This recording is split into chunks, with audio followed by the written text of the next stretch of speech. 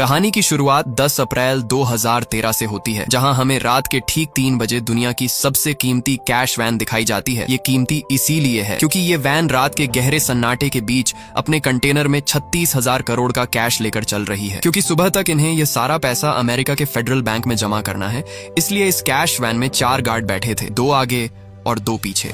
लेकिन सिर्फ 10 मिनट बाद इन लोगों की एक छोटी गलती की वजह से ये इवेंट इतिहास की सबसे खतरनाक रॉबरी बन जाती है। फ्लिक मूवीज की एक और धमाकेदार वीडियो में आपका स्वागत है। थोड़ी ही देर बाद ये कैश वैन आकर एक सुपरमार्केट के बाहर रुकती है। माहौल पूरी तरह शांत होता है। गाड़ी में मौजूद 2 सिक्योरिटी गार्ड्स अंदर ही बैठे रहते हैं एंड बाकी 2 गार्ड अंदर जाते हैं ताकि एक एक कप कॉफी लेकर खुद को थोड़ा तरोताजा कर सकें, क्योंकि पूरी रात की ड्यूटी के बाद उनकी हालत थकी हुई होती है। ठीक उसी समय एक काली रंग की कार भी धीरे से वहां आकर रुकती है, लेकिन उस पर किसी का खास ध्यान नहीं जाता। जब दोनों गार्ड कॉफी लेकर आराम से बाहर निकलते हैं, तभी अचानक हालात पलट जाते हैं। एक काले कपड़ों में नकाब पहने आदमी उन पर सीधे बंदूक तान देता है। इससे पहले कि वे कुछ समझ पाते, उसी गैंग के बाकी साथी भी दूसरी दिशा से तेजी से वहां पहुंच जाते हैं और दोनों गार्ड पूरी तरह घिर जाते हैं। उधर कैश वैन के अंदर बैठा ड्राइवर जब ये सब देखता है तो बिना समय गंवाए तुरंत पुलिस को कॉल कर देता है। लुटेरे उसे जोर जोर से धमकाते हैं कि तुरंत गाड़ी से बाहर निकल जाए, वरना वे जबरदस्ती करेंगे और हालात बिगड़ सकते हैं। लेकिन ड्राइवर को लगता है कि ये लोग सिर्फ डराने की कोशिश कर रहे हैं और शायद किसी को मारने की हिम्मत नहीं करेंगे, इसलिए वह उनकी बात मानने से इनकार कर देता है और अपनी जगह पर बैठा रहता है। तभी लुटेरे अपने असली इरादे दिखाते हैं। वे एक पावरफुल ड्रिल मशीन निकालते हैं और कैश वैन के बुलेट प्रूफ कांच में छेद करना शुरू कर देते हैं। कांच में छेद करने के बाद वे उसमें एक मजबूत रस्सी फंसाते हैं और उस रस्सी को अपनी कार से जोड़ देते हैं। जैसे ही कार आगे बढ़ती है, पूरी ताकत के साथ कैश वैन का आगे का कांच एक ही झटके में खींचकर निकाल दिया जाता है, जिससे ड्राइवर पूरी तरह एक्सपोज हो जाता है। इसी बीच पुलिस को सूचना मिल चुकी होती है और कई पुलिस गाड़ियां तेजी से उस जगह की ओर बढ़ रही होती हैं। लेकिन लुटेरे इस स्थिति के लिए पहले से तैयार रहते हैं। उनका एक हैकर साथी दूर बैठकर पुलिस की हर मूवमेंट पर नजर रख रहा होता है। जैसे ही उसे पता चलता है कि कई पुलिस वाहन एक साथ मौके की तरफ बढ़ रहे हैं, वह तुरंत अपने साथियों को अलर्ट कर देता है। समय कम होने की वजह से लुटेरे जल्दीबाजी में कैश वैन के पीछे वाले दरवाजे पर एक बम लगा देते हैं और बिना देर किए उसे उड़ा देते हैं। धमाका इतना जोरदार होता है कि दरवाजा तुरंत खुल जाता है और अंदर मौजूद दूसरा गार्ड इस विस्फोट से बुरी तरह घायल होकर बेबस हो जाता है। उसके पास खुद को बचाने की ताकत तक नहीं बचती। लुटेरे ये देखने की भी कोशिश नहीं करते कि अंदर कोई जिंदा है या नहीं, क्योंकि उनका ध्यान सिर्फ अपने मिशन को जल्दी पूरा करने पर होता है। तभी अचानक पुलिस सायरन की तेज आवाज पास आने लगती है। एक पुलिस कार सबसे पहले वहां पहुंचती है, लेकिन लुटेरे किसी भी तरह की बातचीत या चेतावनी का मौका नहीं देते और तुरंत फायरिंग शुरू कर देते हैं। उनकी फायरिंग इतनी भारी और खतरनाक होती है कि पुलिस कार में बैठे दोनों अधिकारी मौके पर ही मारे जाते हैं। कुछ ही सेकंड में दूसरी पुलिस गाड़ियां भी वहां पहुंच जाती हैं और दोनों तरफ से जबरदस्त गोलीबारी शुरू हो जाती है।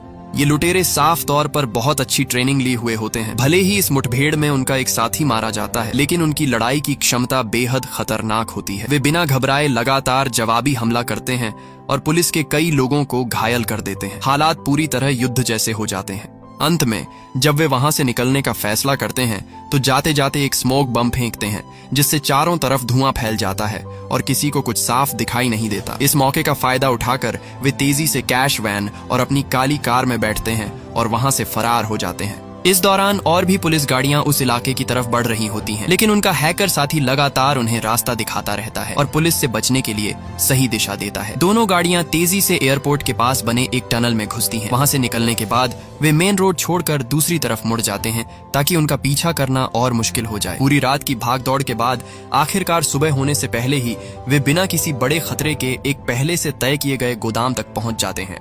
गोदाम में पहुंचकर वे अपने सारे हथियार और सामान उतारते हैं। इस गैंग का लीडर अमन अपने एक भरोसेमंद आदमी दांतों को आदेश देता है कि वह वापस घटनास्थल पर जाए और पता लगाए कि इस केस की जांच किसके हाथ में गई है, क्योंकि इस बार मामला सिर्फ एक साधारण लूट का नहीं है। उन्होंने कई लोगों की जान ली है और अगर यह केस किसी बड़ी इन्वेस्टिगेशन टीम तक पहुंच गया तो उनके लिए हालात बहुत मुश्किल हो सकते हैं। जैसा कि अमन को शक था, वैसा ही होता है। यह घटना इतनी बड़ी होती है कि सीधे सिक्योरिटी डिपार्टमेंट तक पहुंच जाती है। टीम लीडर निक अपने कुछ खास और भरोसेमंद लोगों के साथ इस केस की जिम्मेदारी संभालता है, जबकि बाकी लोकल पुलिस उनकी मदद में लग जाती है। जांच की जिम्मेदारी संभालते ही टीम लीडर निक मौके पर पहुंचता है।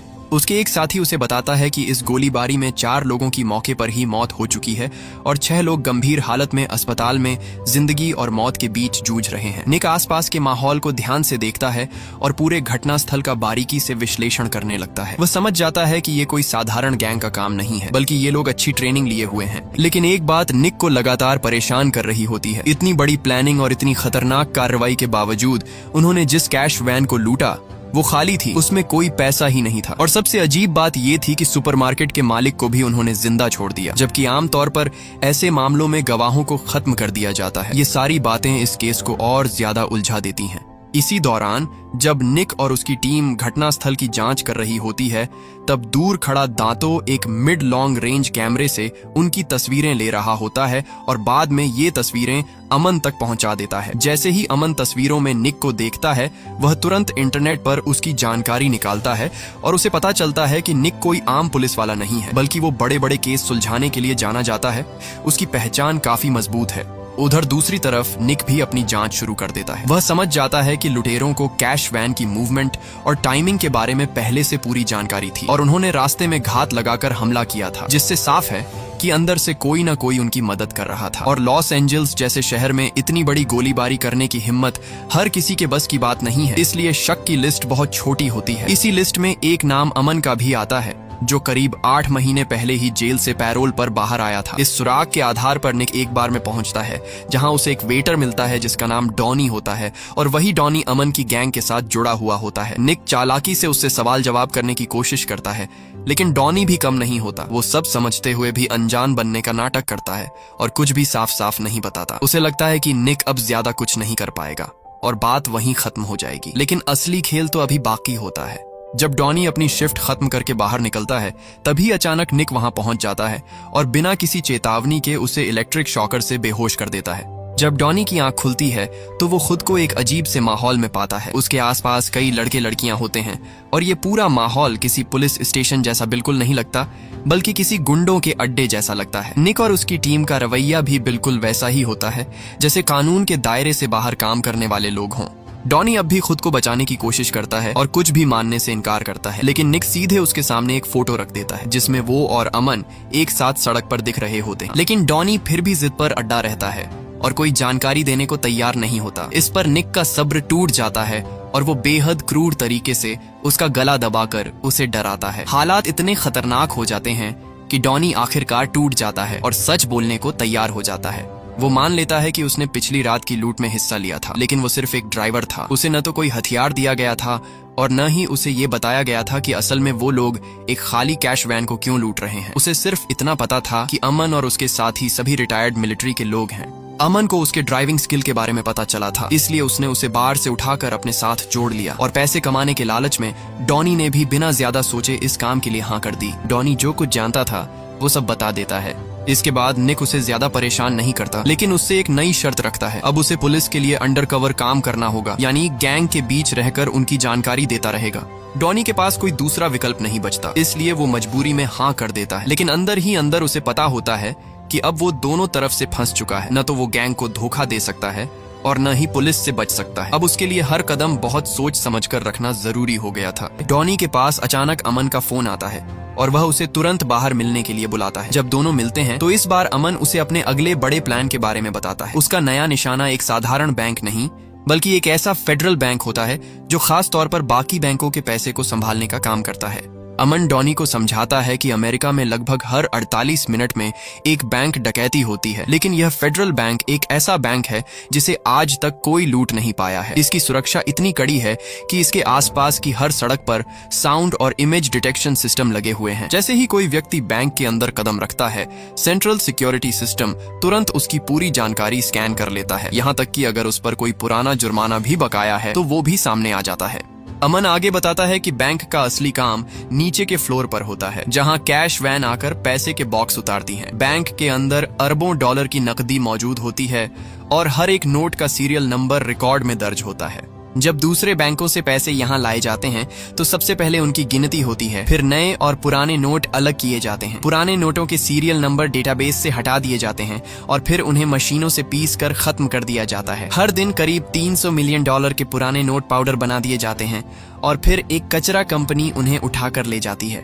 यहीं से अमन का असली प्लान शुरू होता है। वह डॉनी को बताता है कि उनका टारगेट बैंक के अंदर रखे पैसे नहीं है, बल्कि वो पुराने नोट हैं जिनके सीरियल नंबर पहले ही हटा दिए गए होते हैं। यानी अगर वे उन नोटों को मशीन में जाने से पहले चुरा लेते हैं तो उन्हें कोई ट्रैक नहीं कर पाएगा, लेकिन इतनी कड़ी सुरक्षा के बीच सीधे अंदर जाना नामुमकिन है। इसलिए अमन ने पहले जो खाली कैश वैन लूटी थी वो उसी प्लान का हिस्सा थी। वह उसी कैश वैन का इस्तेमाल करके बैंक के अंडरग्राउंड एंट्री से अंदर घुसने का रास्ता बनाने वाला था। उधर निक भी अपनी जांच में पीछे नहीं था। वह धीरे धीरे अमन के गैंग के बाकी सदस्यों की जानकारी निकाल लेता है। उसे पता चलता है कि ये सभी लोग किसी न किसी रूप में आर्मी से जुड़े हुए थे। कोई एक्सप्लोसिव एक्सपर्ट था, कोई मरीन का हिस्सा रह चुका था, तो कोई असली जंग के मैदान में लड़ चुका था। इससे निक को समझ आता है कि ये कोई आम अपराधी नहीं है, बल्कि प्रोफेशनल और बेहद खतरनाक लोग हैं। लेकिन एक बात उसे राहत देती है, इन लोगों ने सुपरमार्केट के मालिक को नहीं मारा था, जिससे ये साफ होता है कि ये बेगुनाह लोगों को मारने में यकीन नहीं रखते। अब प्लान के अगले हिस्से में डॉनी को एक डिलीवरी बॉय का काम दिया जाता है। उसे एक फूड डिलीवरी की नौकरी पर लगाया जाता है ताकि वह बिना शक पैदा किए बैंक के अंदर जा सके। एक दिन वह 2 बड़े बैग में खाना लेकर फेडरल बैंक पहुंचता है। अंदर जाने से पहले उसे 2 सिक्योरिटी चेक से गुजरना पड़ता है और उसकी पहचान भी वेरीफाई की जाती है। डॉनी का रिकॉर्ड साफ सुथरा होने की वजह से उसे अंदर जाने की इजाजत मिल जाती है। रजिस्ट्रेशन के बाद उसे एक टेम्पररी एक्सेस कार्ड दिया जाता है, लेकिन उसकी एंट्री सिर्फ दूसरे फ्लोर के डाइनिंग एरिया तक ही सीमित होती है। डॉनी अंदर जाकर एक कर्मचारी को खाना देता है और यह सब देखकर दूर बैठा अमन संतुष्ट हो जाता है कि उसका प्लान सही दिशा में जा रहा है। लेकिन दूसरी तरफ निक भी उस पर नजर रख रहा होता है। उसे शक होता है कि जो आदमी पहले बार में काम करता था वो अचानक बैंक के पास डिलीवरी क्यों कर रहा है। डॉनी जानबूझकर कुछ भी ऐसा नहीं करता जिससे वो शक के घेरे में आए। एक दिन जब अमन और उसकी टीम एक रेस्टोरेंट में साथ बैठे होते हैं, तभी अचानक निक वहां पहुंच जाता है। वो बिना झिझक उनके टेबल के पास आकर बैठ जाता है। दोनों पक्ष एक दूसरे को पहचानते हैं, लेकिन कोई भी खुलकर कुछ नहीं कहता। यह एक तरह का साइलेंट वॉर होता है, जहां दोनों सिर्फ एक दूसरे को परख रहे होते हैं। हालांकि इस मुलाकात के बाद अमन के मन में शक पैदा हो जाता है कि कहीं डॉनी पुलिस के लिए काम तो नहीं कर रहा। जब वे वापस अपने ठिकाने पर पहुंचते हैं तो अमन डॉनी पर बंदूक तान देता है और बाकी लोग भी उसे शक की नजर से देखने लगते हैं। डॉनी पूरी मजबूती से अपनी सफाई देता है और कसम खाकर कहता है कि उसने किसी को कुछ नहीं बताया। काफी देर सोचने के बाद अमन उस पर भरोसा करने का फैसला करता है, लेकिन साथ ही उसे एक मैसेज भी देता है। वह चाहता है कि डॉनी जाकर निक को बताए कि उनका अगला एक्शन शुक्रवार को होने वाला है। डॉनी इस मौके का फायदा उठाकर निक से मिलता है और उससे पूछता है कि उसने पहले उसे क्यों फंसाया। निक जवाब देता है कि यह सब उसकी सुरक्षा के लिए किया गया था। डॉनी उसके इस जवाब से चुप हो जाता है, लेकिन फिर भी वह उसे अमन के प्लान की तारीख बता देता है, हालांकि टारगेट के बारे में कुछ साफ नहीं करता।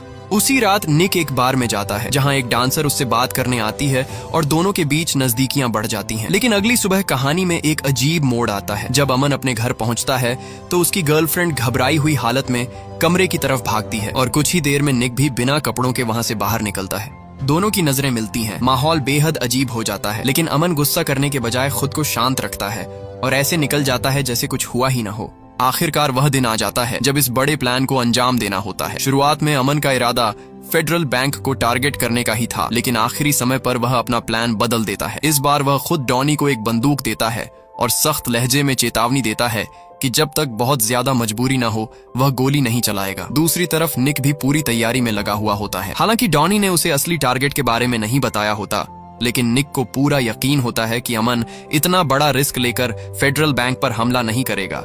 इसलिए वह अंदाजा लगाता है कि शायद यह सब सिर्फ ध्यान भटकाने के लिए है।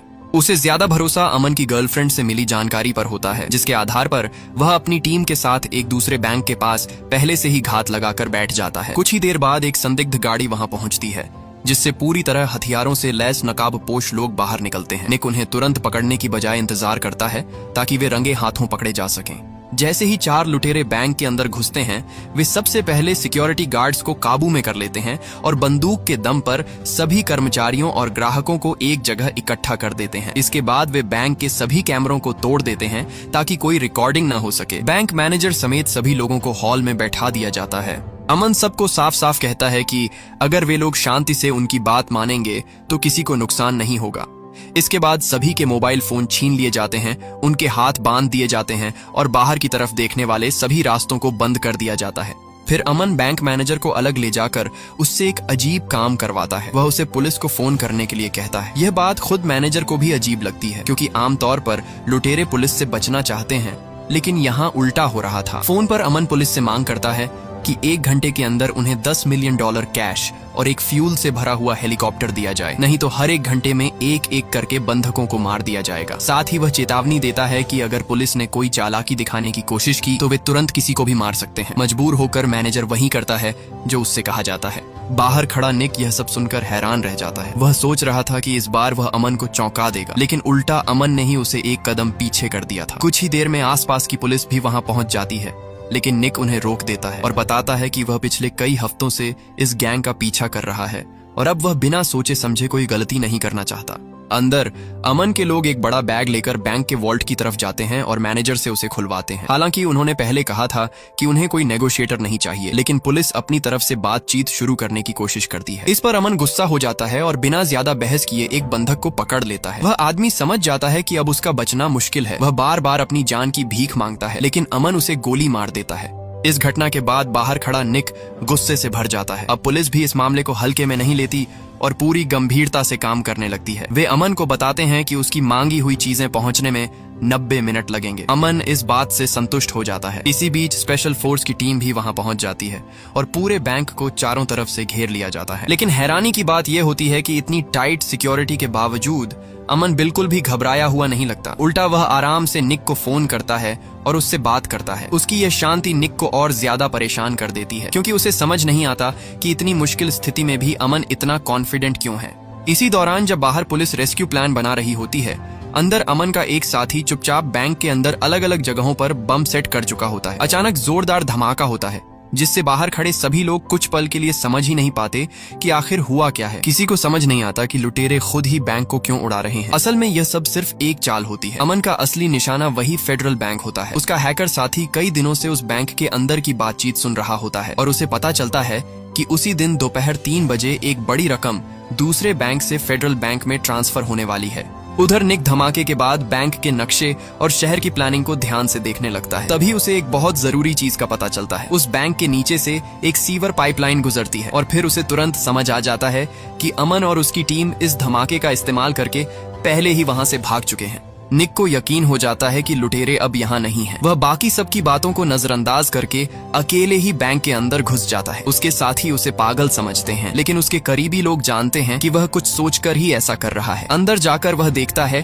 कि सभी बंधक एक लाइन में बैठे हुए हैं, लेकिन वहाँ कोई भी लुटेरा मौजूद नहीं होता। जब वह और अंदर जांच करता है तो पता चलता है कि जिसे गोली मारी गई थी वह बंधक असल में मरा नहीं था। सब कुछ एक ड्रामा था। आखिरकार जब वे वॉल्ट के अंदर पहुंचते हैं तो फर्श में एक बड़ा छेद दिखाई देता है, जिससे साफ हो जाता है कि लुटेरे उसी रास्ते से सीवर में उतरकर भागे हैं। अब सारा खेल समझ में आने लगता है। असली प्लान कहीं और चल रहा था। अमन और उसका एक साथी पहले ही अपनी अगली स्टेज पर पहुंच चुके होते हैं। वे दोनों खुद को बैंक के कैश ट्रांसपोर्ट स्टाफ की तरह तैयार कर लेते हैं और उसी कैश वैन का इस्तेमाल करते हैं जिसे उन्होंने पहले लूटा था। बस इस बार उन्होंने उसका रंग बदलकर सफेद कर दिया होता है ताकि कोई पहचान न सके। वे आराम से फेडरल बैंक के अंडरग्राउंड एंट्री गेट तक पहुंचते हैं, जहां पहले से बनाए गए नकली डॉक्यूमेंट्स और पहचान पत्र दिखाकर वे सिक्योरिटी के 2 लेयर पार कर लेते हैं। उनकी हर हरकत बैंक के कैमरों में रिकॉर्ड हो रही होती है, लेकिन सब कुछ इतना परफेक्ट लगता है कि किसी को शक नहीं होता।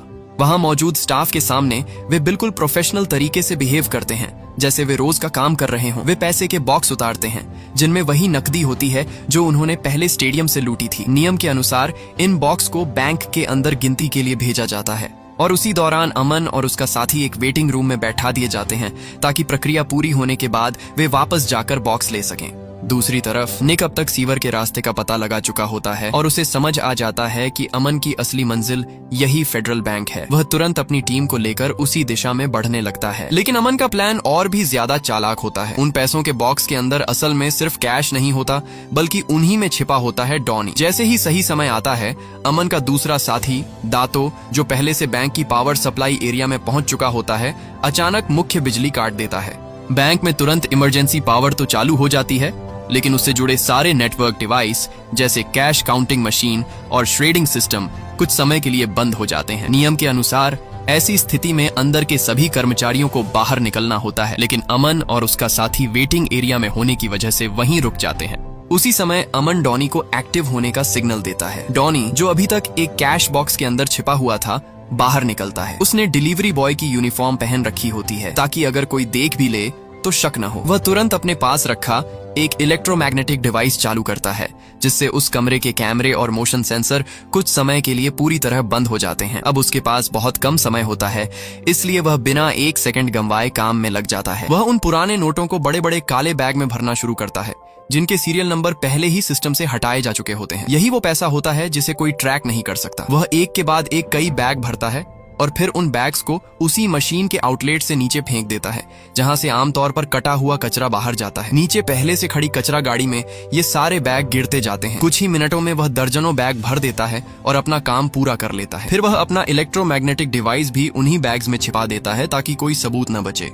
उसी दौरान असली स्टाफ को शक होने लगता है कि कुछ गड़बड़ है और वे चेक करने के लिए आते हैं, लेकिन तब तक डॉनी अपना काम खत्म कर चुका होता है और फिर से छिप जाता है। थोड़ी देर बाद बिजली भी वापस आ जाती है, जिससे सब कुछ नॉर्मल दिखने लगता है। स्टाफ दोबारा पैसों की गिनती करता है और भले ही उन्हें हल्का सा फर्क महसूस होता है, लेकिन कागजों में दर्ज रकम बिल्कुल सही निकलती है, इसलिए वे ज्यादा गहराई में नहीं जाते। इसी बीच अमन और उसका साथी आराम से अपने बॉक्स वापस ले लेते हैं और बिना किसी शक के वहां से निकल जाते हैं। नीचे खड़ी कचरा गाड़ी भी धीरे धीरे बैंक से बाहर निकल जाती है, जिसमें असली पैसा छिपा होता है। दूसरी तरफ डॉनी वेंटिलेशन सिस्टम के रास्ते ऊपर की तरफ निकलता है और बैंक के दूसरे फ्लोर के एक वॉशरूम में पहुंच जाता है, जहां उसने पहले से अपने कपड़े और खाना छिपा कर रखा होता है। वह आराम से खुद को नॉर्मल दिखाता है, खाना उठाता है और ऐसे बाहर निकलता है जैसे वह सिर्फ एक डिलीवरी बॉय हो।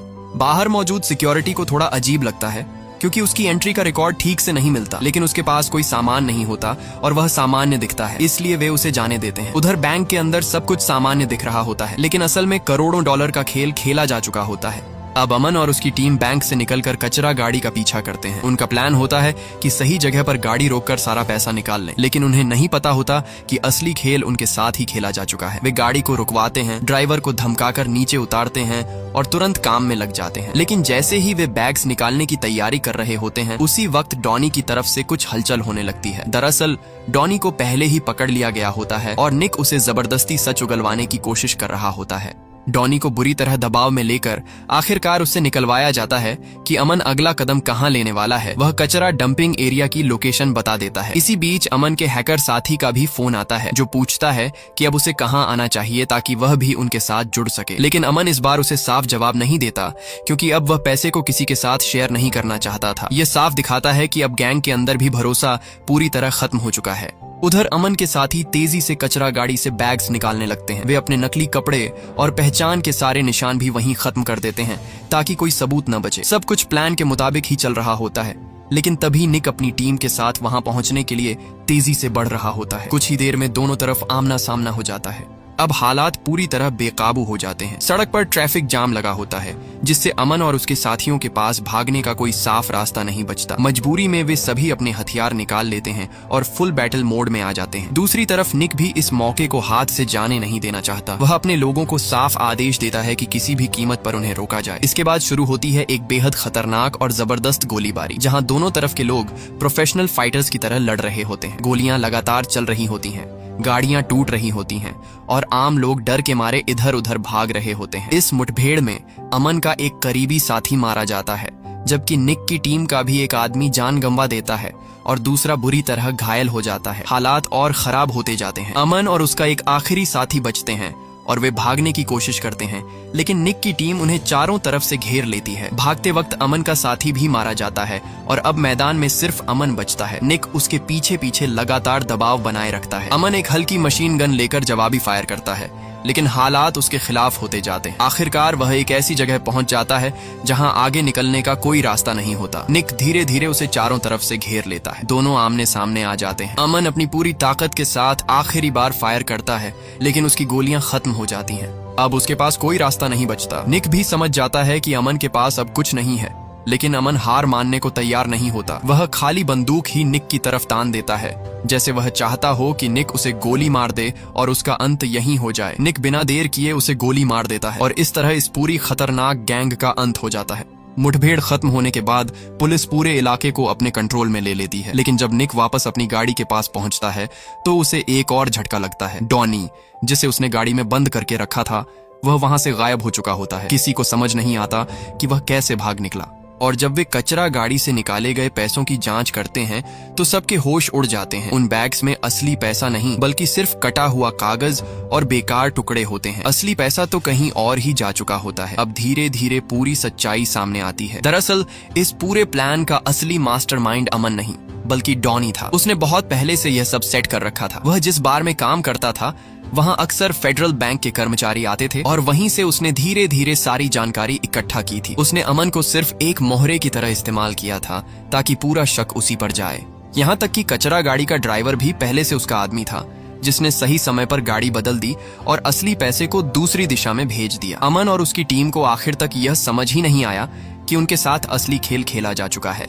निक भी इस पूरे खेल में इस्तेमाल हो गया। वह अपनी जान जोखिम में डालकर लड़ता रहा, लेकिन असली फायदा किसी और को मिला। आखिर में सिर्फ डॉनी ही बचता है, जो सारा पैसा लेकर गायब हो चुका होता है। कुछ समय बाद लंदन के एक बार में वही डॉनी एक नए नाम से काम करता हुआ दिखाई देता है, जैसे कुछ हुआ ही ना हो। लेकिन उसकी नजर अब एक और बड़े टारगेट पर होती है, एक बड़ी डायमंड डील पर। इससे साफ हो जाता है कि उसका खेल अभी खत्म नहीं हुआ है, बल्कि यह तो सिर्फ शुरुआत थी। आपको आज की वीडियो कैसी लगी कमेंट्स में जरूर बताना। मिलते हैं नेक्स्ट वीडियो में, तब तक के लिए बाय।